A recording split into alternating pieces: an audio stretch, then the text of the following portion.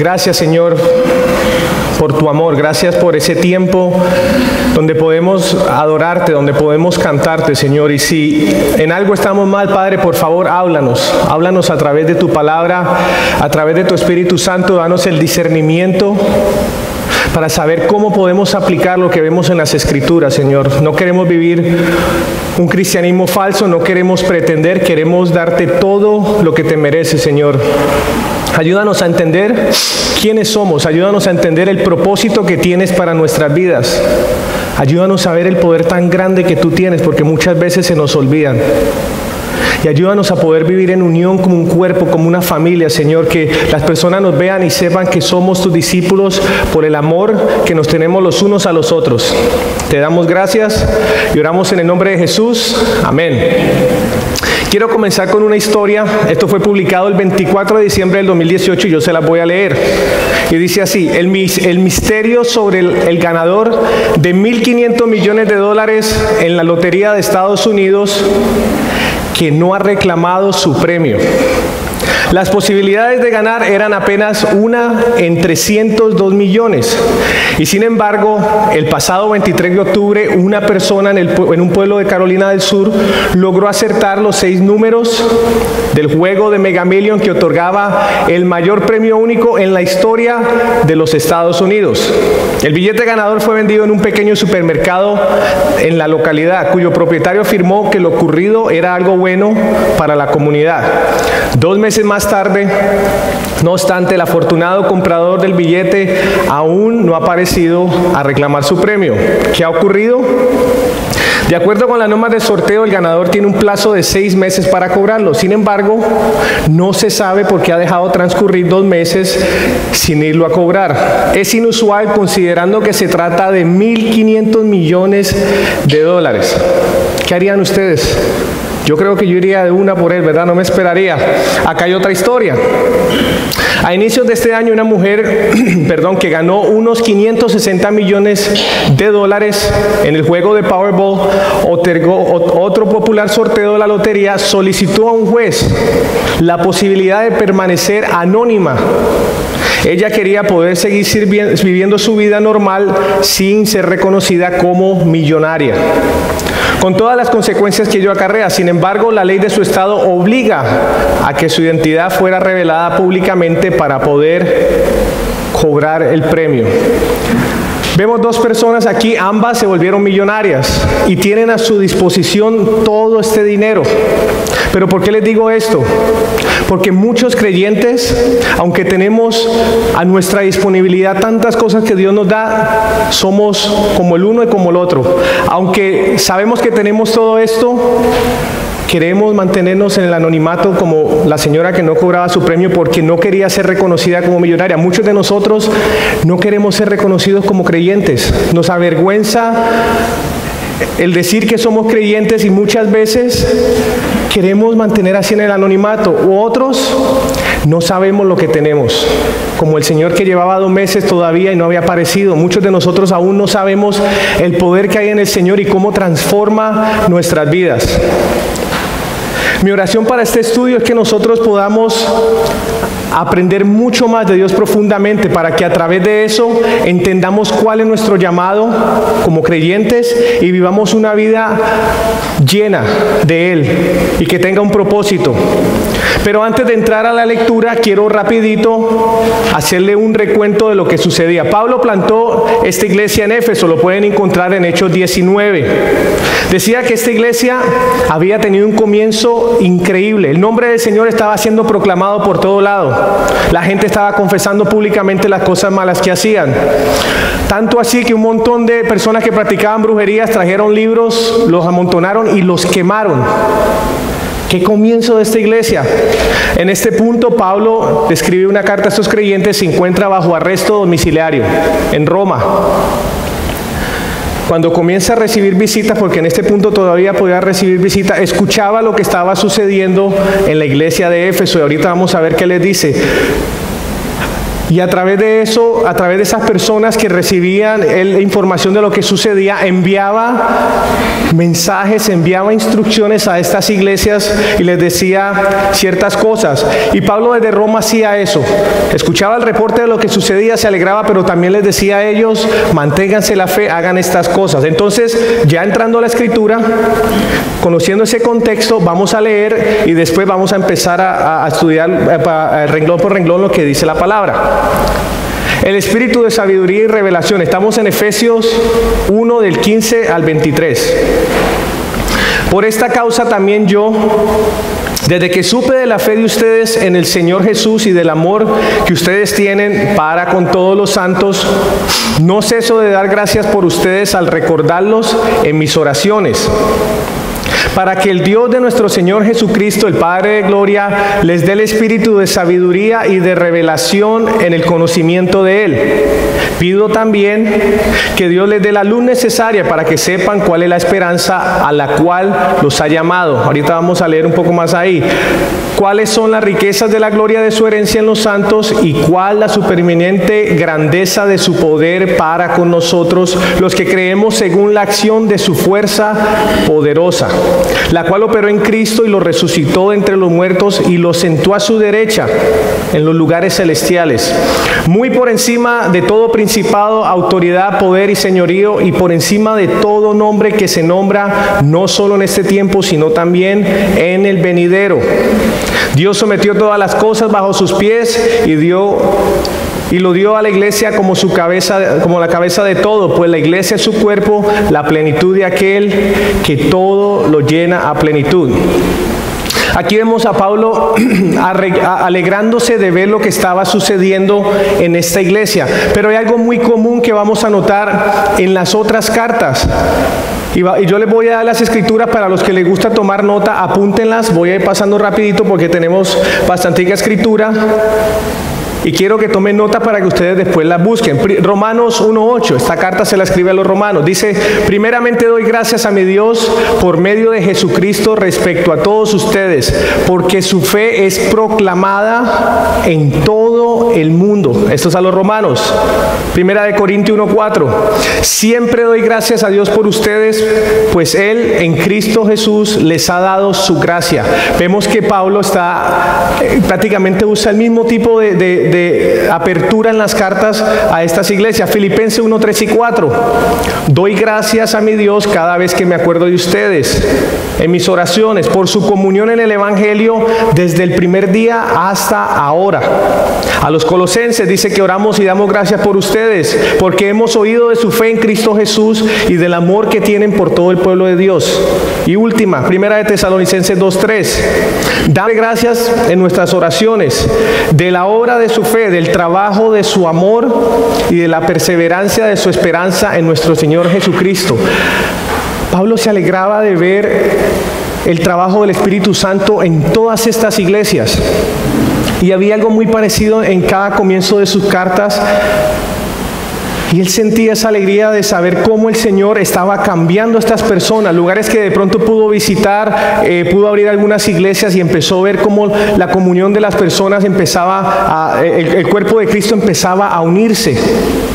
Y tenían muchas cosas en común. Ahora dice, vamos al versículo 15 en Efesios, porque esto mismo le está diciendo a ellos. Dice, por esta causa, yo desde que supe de la fe de ustedes en el Señor Jesús y del amor que ustedes tienen para con todos los santos, no ceso de dar gracias por ustedes al recordarlos en mis oraciones. Él está diciendo, cuando Pablo se enteró de la fe y del amor, estamos hablando del amor agape, este es el amor de Dios, el amor incondicional. No pudo dejar de dar gracias, porque estas dos cosas son evidencias del trabajo del Espíritu Santo en una iglesia. Hay dos cosas que muestran la evidencia de una iglesia buena y de un cristiano bueno. Primero es el amor por Jesús y el amor por el Espíritu Santo. En Hebreos 11:6 la palabra dice que sin fe es imposible agradar a Dios. Y también dice que el que no ama no conoce a Dios. Esto me lleva a mi primer punto y voy a empezar con una pregunta. ¿Amas a los demás? Como decíamos ahorita, dos cosas que marcan a un cristiano y una iglesia verdadera es el amor por Jesús y el amor por los unos a los otros. Y antes de que el apóstol Pablo fuera creyente, vemos que el Espíritu Santo estaba haciendo este trabajo en la iglesia primitiva. Acompáñenme por favor a Hechos 2 del 44 al 47. Ahí vamos a estar un momentito, yo les doy tiempo para que vayan buscando la escritura. Hechos 2, 44 al 47. Esta era la iglesia primitiva. Ya Jesús había retornado y empiezan los creyentes a juntarse. Y me encanta esta escritura porque podemos ver cómo el Espíritu Santo siempre ha sido el mismo. Y cada vez que el Espíritu Santo vive en una comunidad de creyentes, empiezan a haber unos comportamientos muy parecidos. Vamos a leer desde el 44. Y todos los que creían se reunían y tenían todas las cosas en común. Vendían sus posesiones y bienes y los repartían a todos, a cada uno según tenía necesidad. Ellos perseveraban unánimes en el templo día tras día y partiendo el pan casa por casa, participaban de la comida con alegría y con sencillez de corazón, alabando a Dios y teniendo el favor de todo el pueblo. Y el Señor añadía diariamente a su número los que habían de ser salvos. Cuando el Espíritu Santo estaba haciendo el trabajo en esta iglesia, cuando había una comunión que se veía que las personas se amaban, se ayudaban, el Señor empezaba a añadir las personas, el Señor empezaba a confiar más creyentes a estos lugares que estaban haciendo las cosas bien. Y yo les puedo decir que tengo el privilegio de ver algo así suceder en la isla de Tierra Bomba, no solamente entre la gente de la isla, pero con los hermanos de Venezuela también. Es hermoso ver una iglesia comenzar, es hermoso ver personas apoyándose en sus necesidades, personas de diferentes culturas uniéndose, orando los unos por los otros, saliendo a evangelizar a otras personas con el deseo de que estas personas conozcan del Señor y sean libres de la vida que llevan y que tengan una esperanza de vida eterna. Estas personas han entendido y están entendiendo el propósito. Y esto suena muy bonito, pero tengo que hacer una confesión. En el comienzo yo no era así. Por mucho tiempo en la iglesia donde yo iba en los Estados Unidos, siempre me sentaba en la parte más atrás que podía, casi ahí al lado de la pared. Y en la esquina, literalmente cuando se acababa el servicio, yo no quería que nadie me saludara si no escuchaba la palabra y me iba corriendo. También porque siempre habían tantos carros allá que yo quería salir de primero para que no me cogiera el tráfico. Y habían dos cosas que aquí les estoy haciendo una confesión, espero que no lo usen en mi contra algún día, igual el Señor ya me cambió, y era como me sentaba en la esquina de la fila ya para irme, empezaba a sonar la alabanza como esa que estaban tocando ahorita último, que yo, ya uno con las manos levantadas y sentía que el Señor estaba como ahí en ese momento rico, y llegaba alguien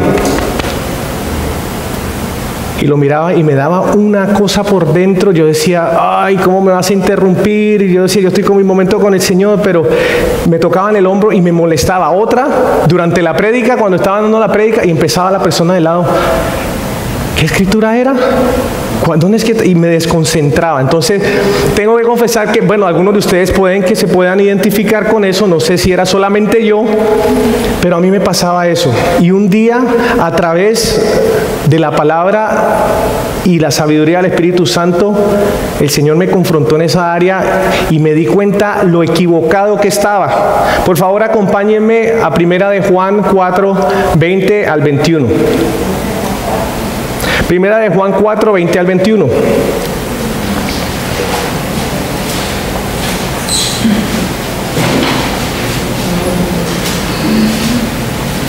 De cierta manera, yo ya llevaba un tiempo de creyente y había cierta inmadurez que todavía tenía y por eso actuaba de esa forma, pero le doy gracias al Señor que no nos deja igual, que siempre que llega a nuestras vidas Él nos transforma y nos hace cambiar áreas de nuestra vida.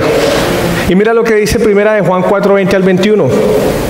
Si alguno dice, yo amo a Dios y odia a su hermano, es mentiroso. Este mensaje es simple, porque el que no ama a su hermano a quien ha visto, no puede amar a Dios a quien no ha visto.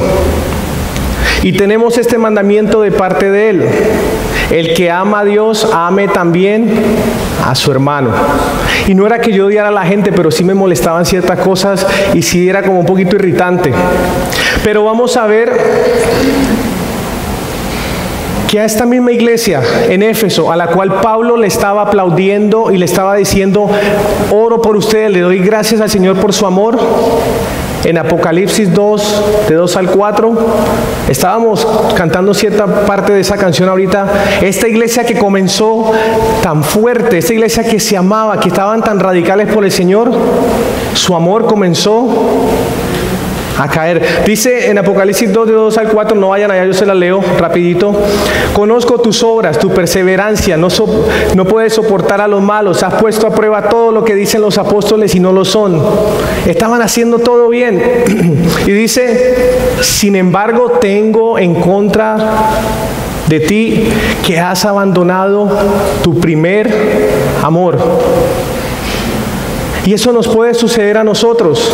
Puede que comencemos bien, puede que arranquemos radicales para Jesús y querer hacer las cosas bien, pero si no tenemos cuidado, en un tiempo nos puede suceder lo que le pasó a esta iglesia, donde el mismo Señor les está diciendo, hey, ustedes empezaron bien, ¿qué les pasó? Están haciendo todas estas obras, pero se olvidaron de lo más importante, el amor hacia mí. Vamos al versículo 16 de Efesios y dice, Efesios 1:16, sí, versículo 16. Dice, no ceso de dar gracias por ustedes al recordarlos en mis oraciones. No ceso, dice, se veía que Pablo mantenía en oración por ellos y los mantenía en sus oraciones. Esto nos lleva al segundo punto. Oremos los unos por los otros. Yo les hago una pregunta y otra vez, confesión mía, porque muchas de las cosas que de pronto les digo yo las analizo como estoy en mi vida. Y yo les hago una pregunta a ver si se pueden identificar. ¿Cuántas veces le decimos a personas que vamos a orar por ellas cuando nos piden oración y no lo hacemos? Nos llega un mensaje de texto, por favor ora por mí, tengo a mi mamá enferma en el hospital, o oremos por tal cosa. No, sí, yo voy a orar. Y no lo hacemos. Y yo he sido culpable de eso muchas veces. Por eso ahorita lo que hago es que lo apunto en algún lugar o lo pongo en el celular para que me recuerde. Pero muchas veces no lo hacemos. Ahora les voy a mostrar, debemos también orar, por si no lo sabían, por nuestros hermanos en la fe que están en países donde los persiguen. Hay personas, vamos a mostrarles una foto. ¿Recuerdan esta foto? Esto salió en la noticia, dio la vuelta a todo el mundo. Y cuando yo vi esta foto me sentía culpable porque yo de verdad nunca pensaba en estas personas que eran perseguidas. Literalmente hay lugares en Asia, hay lugares donde las personas no pueden hacer lo que nosotros estamos haciendo aquí. Hay iglesias que son destruidas, hay personas donde están reunidas, escondidas en un sótano, hambrientas de la palabra. Hay lugares en África donde están pidiendo misioneros, hay lugares hasta aquí mismo en Colombia donde no hay nadie que esté yendo a enseñar la palabra y estas personas están hambrientas por la palabra. Uno de los pastores que vino me dijo una vez que él iba a países y lo metían en un carro, lo escondían y lo llevaban a lugares donde él decía, eran horas manejando. Y me metían en el baúl y después me hacían salir. Pasábamos toda la noche estudiando la palabra. Cuando yo bajaba ahí al sótano, habían aproximadamente 100 personas amontonadas. Y todos así. Y leíamos la Biblia y yo les explicaba lo que conocía de la palabra y les pedían, por favor, no se vayan, quédense más tiempo. Pero nosotros la cogemos muy suave porque está toda la comodidad, porque aquí todo está fácil y no lo vivimos de una manera. Vivimos un cristianismo muchas veces consumista, tratamos la iglesia como un hotel. Vamos al hotel, lo usamos, dejamos todo tirado y nos vamos. En vez de aprovechar la libertad que el Señor nos ha dado y poder servirle como Él se merece. La palabra también dice que debemos orar los unos por los otros. Santiago 5:16, no vayan ahí, tomen notita, yo se lo leo. Por eso confiesen unos a otros sus pecados y oren los unos a los otros para que sean sanados. Ahí la palabra nos está instruyendo que deberíamos nosotros con nuestros mismos hermanos de la fe hablar de los pecados, personas con las que confiemos y orar para que podamos ser sanados. La oración del justo es poderosa. Y vamos a ver un ejemplo de los discípulos. Los discípulos vieron a Jesús sacar demonios, los discípulos vieron a Jesús hacer tantas cosas y una de ellas solamente le pidieron al Señor. Lucas 11 del 1 al 13 y Mateo 6 del 9 al 13. Tomen notita. Y dice así: ¿qué le dicen ellos a Jesús? Maestro, enséñanos a orar. Ellos sabían que cuando Jesús oraba pasaba algo. Jesús siempre cuando estaba haciendo algo se alejaba y regresaba. Y se iba a orar, a pasar tiempo con el Padre para saber cuál era la voluntad de Él. Conocemos esta historia, de pronto ustedes la han escuchado en Lucas 22, 39 al 46. Tomen la notita, yo les voy a comentar rapidito. Donde Jesús, antes de ser crucificado, se lleva a unos discípulos y está en el monte, en Getsemaní, y les pide que oren. Quédense aquí un momentito, oren por favor. Jesús se va, dice, a una distancia y comienza a orar y a sudar gotas de sangre. Y era tan intensa la oración que decía que de verdad le estaban saliendo literalmente, eran como gotas de sangre. Y decía que oraba con más intensidad. Él le había dicho a los discípulos que oraran. Pero cuando Jesús se levanta y regresa, ¿qué se encuentra? Los discípulos estaban durmiendo. Y nosotros, bueno, pero esos son los discípulos. ¿En serio? ¿No les pasa a ustedes algunas veces? Los que les gusta de pronto el celular, a mí como yo confieso también me gusta, y hay veces en la noche nos podemos quedar, durante el día, se nos va 1 hora en el teléfono, no nos damos ni cuenta. Estamos viendo series en Netflix, podemos quedarnos despiertos toda la noche, queda uno con ganas de verse otra. Pero cuando se trata de oración, uno comienza, Señor, y te comienza a coger el sueño. ¿Y qué les dice a ellos? Levántese y oren para que no caigan en tentación. Pero ¿por qué es tan difícil esto? ¿Por qué es tan difícil la cuestión de orar?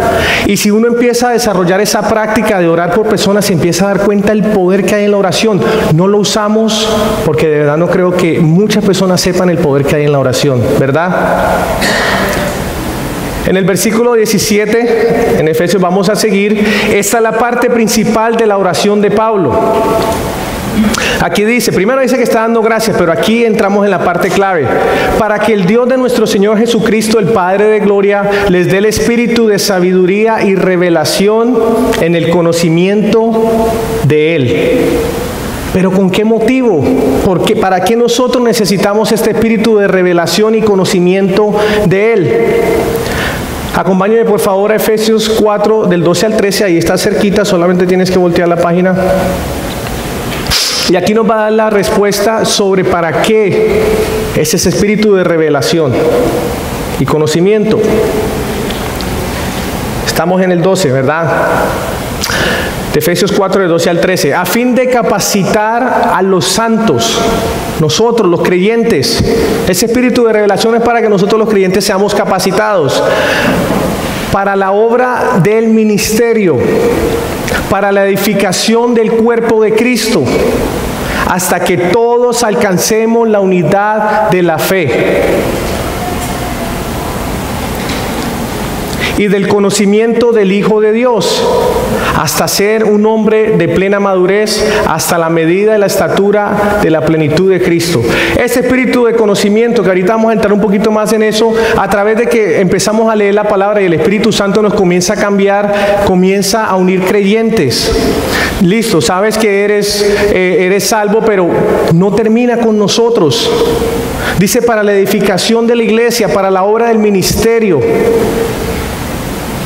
Y esta exactamente era lo que estaba sucediendo en la iglesia primitiva. Pero yo sé que estas cosas no vienen naturalmente. Estas cosas como el amor y como la fe y este conocimiento y esta sabiduría, eso no viene naturalmente. Por eso Pablo pedía por ellos eso, que crecieran en este conocimiento, que ellos pudieran entender quiénes eran en Cristo. Esto nos lleva a nuestro tercer punto. Dios quiere que sepas quién eres en Cristo. Esto es importante conocerlo. Nosotros debemos saber primero quiénes somos en Cristo. Pero muchos creyentes hasta el día de hoy no saben quiénes son en Cristo. Y les voy a dar 2 razones. La primera, porque no leen su palabra. Para poder conocer al Señor tenemos que leer lo que la palabra dice para saber quién era Él, para qué vino, cuál es el propósito. Y la segunda es porque no pedimos sabiduría. La madurez de un creyente viene a través de conocer a Jesús y a Dios. Viene por conocer a Jesús a través del Espíritu Santo y de su palabra. Y cada vez que el creyente va aprendiendo más de la palabra y va pidiendo más sabiduría, la persona comienza a cambiar. Y aunque el conocimiento es importante, no me tomen a mal, el conocimiento es muy importante. El conocimiento no lo es todo. Muchos de los fariseos conocían la palabra muy bien y tuvieron al Mesías al frente de ellos y no pudieron reconocerle. Es cierto que debemos estudiar la palabra, pero también debemos pedir sabiduría. ¿Cómo sé yo esto? Acompáñenme a Santiago 1:5, por favor. Y aquí nos está hablando el hermano de Jesús.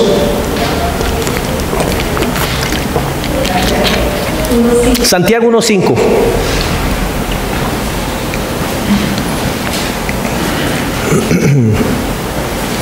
Y dice así: si alguno de ustedes requiere de sabiduría, yo creo que todos requerimos de sabiduría, y el que diga que no, más necesita. Pídasela a Dios y Él se las dará, pues Dios se la da a todos en abundancia, sin hacer ningún reproche. Pidámosle al Señor esas cosas, pidámosle al Señor que nos dé sabiduría. Cada vez que vamos a leer la palabra, Señor, por favor, danos sabiduría para entender lo que nos quieres decir. Conocimiento es información, sabiduría, transformación. La sabiduría es saber qué hacer con el conocimiento, cómo ponerlo en práctica.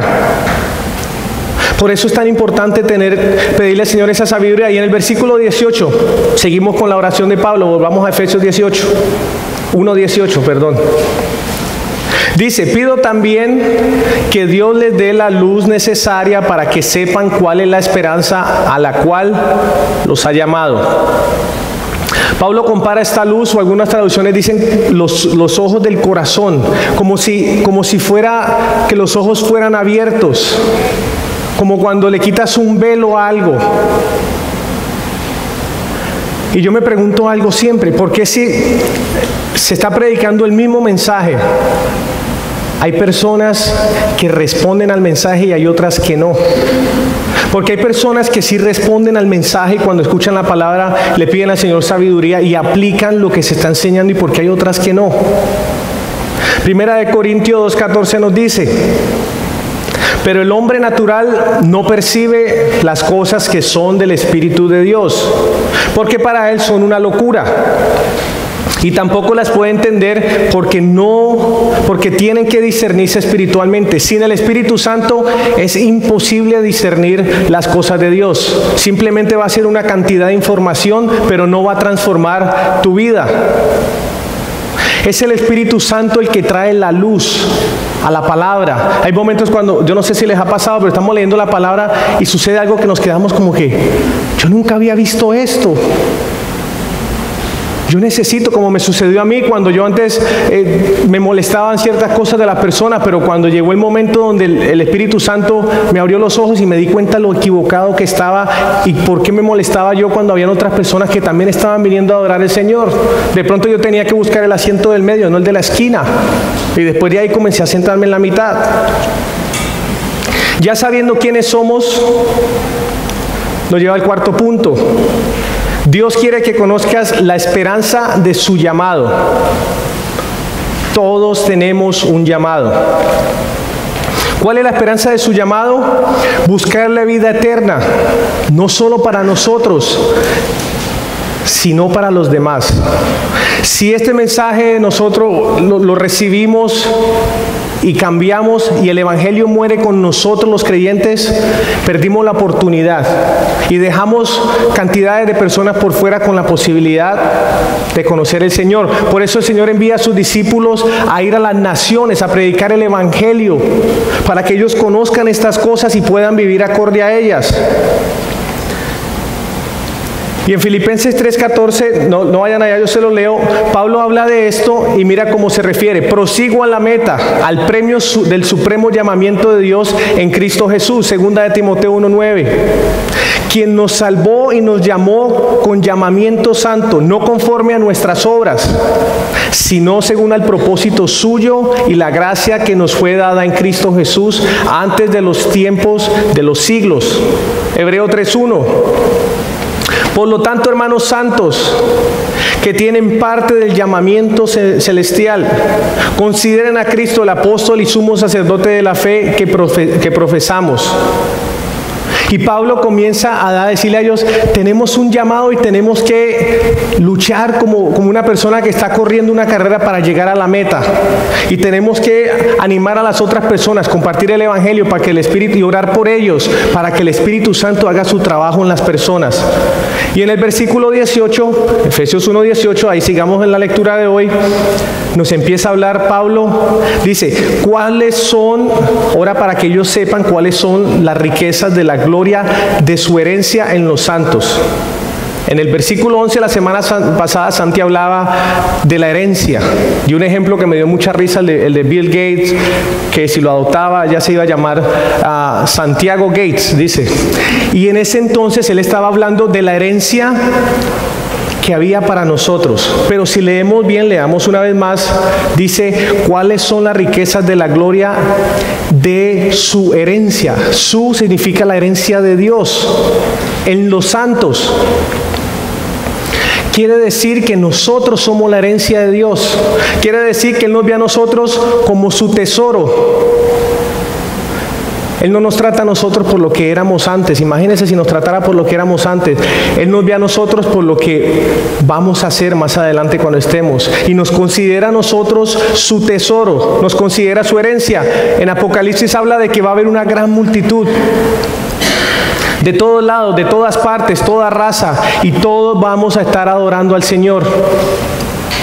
Qué increíble pensar que lo que estábamos haciendo ahorita, en ese momento de alabanza, va a ser para toda la vida, junto a los que van a estar cantando Santo, Santo, Santo, y todos nosotros ahí adorando al Señor para siempre. Y en el versículo 19 nos dice: y cuál la supereminente grandeza de su poder para con nosotros los que creemos.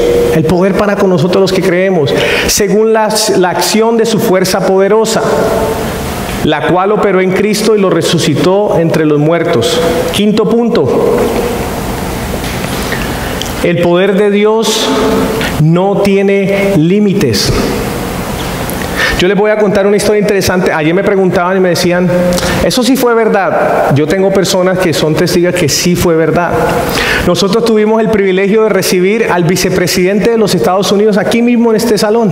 Ustedes están sentados.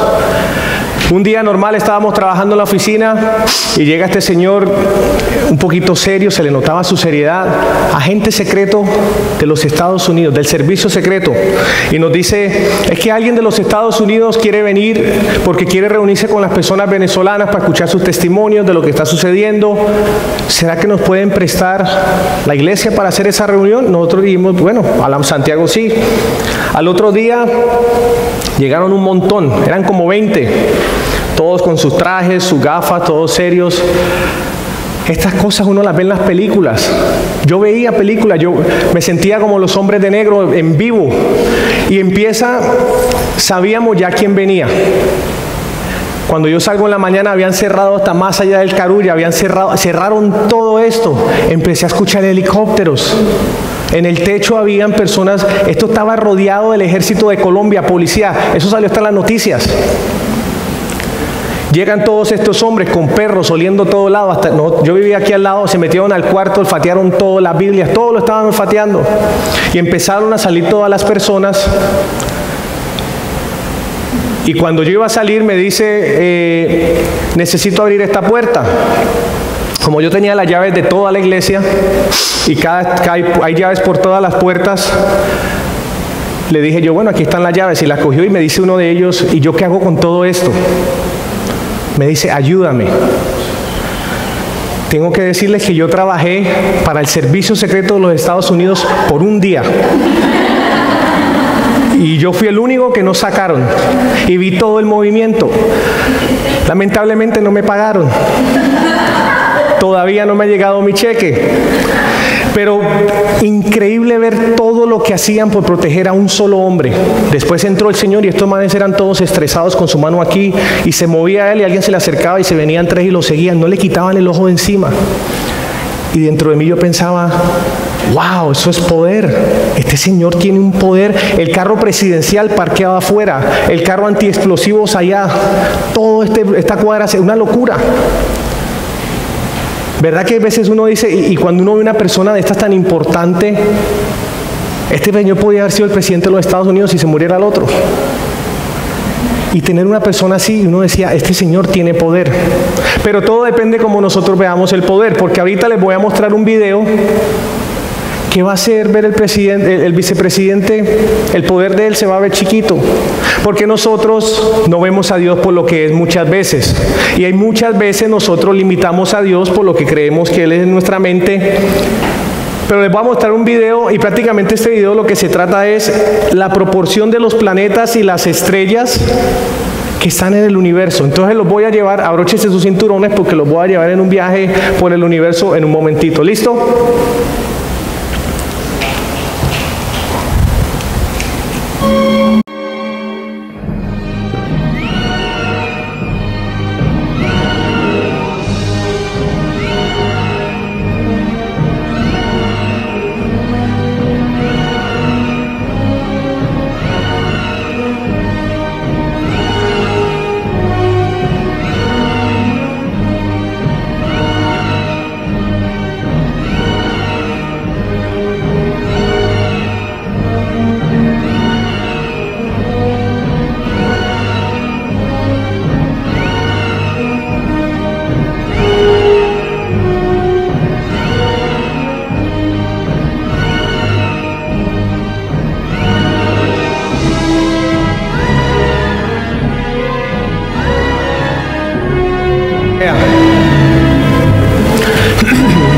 Ahora cuando vemos esto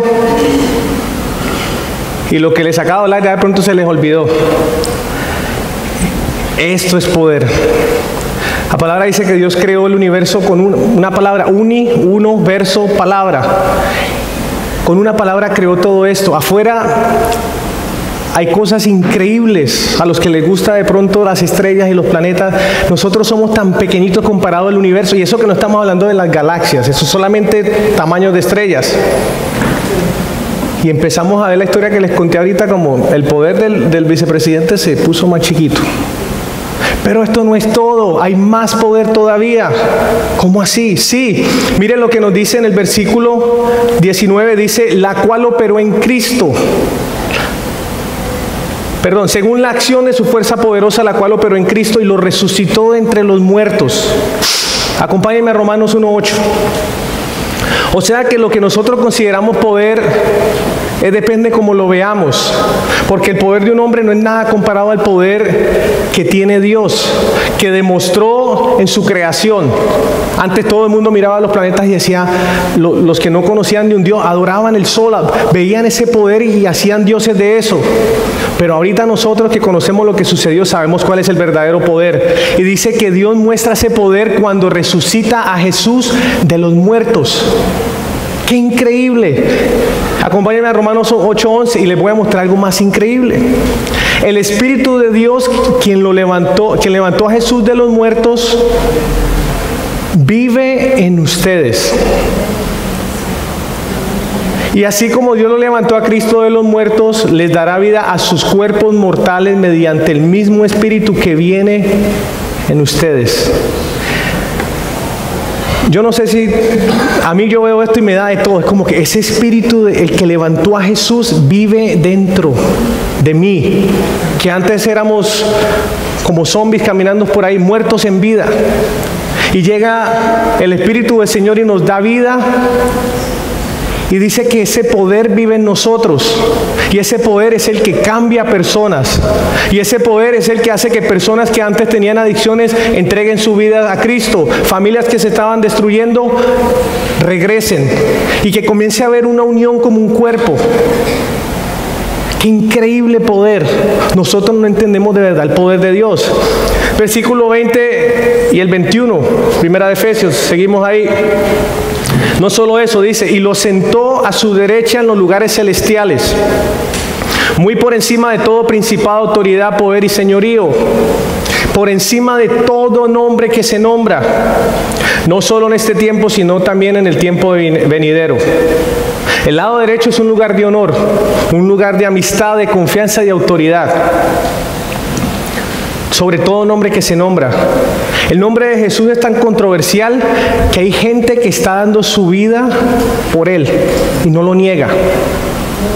Y hay otros que lo odian y todo el que cree en Él los matan. Qué increíble el poder que hay en un nombre. Y dice en el versículo del 22 al 23 que sometió todas las cosas bajo sus pies y lo dio a la iglesia como cabeza de todo. Pues la iglesia es su cuerpo, la plenitud de aquel que todo lo llena a plenitud. Nosotros somos el cuerpo, Él es la cabeza, estamos unidos por el Espíritu Santo. Pero muchas veces el cuerpo no hace lo que dice la cabeza.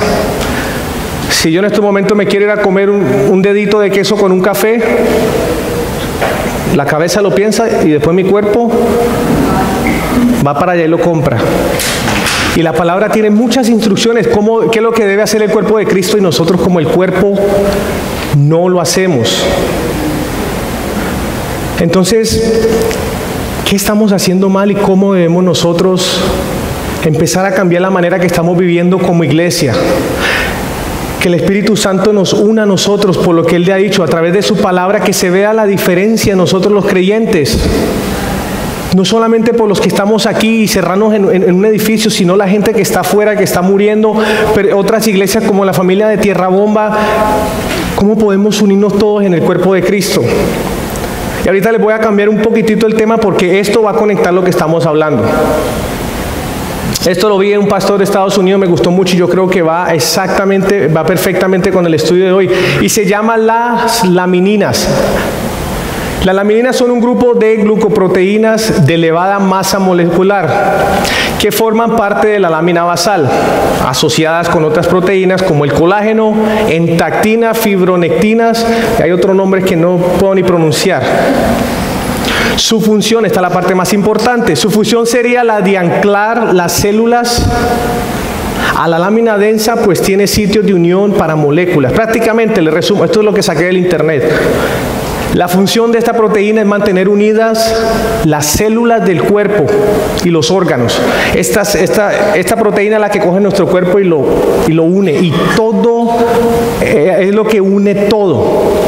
¿Qué tiene que ver esto con el estudio? Acompáñenme, ahí sí me gustaría que fuera Colosenses 1:17.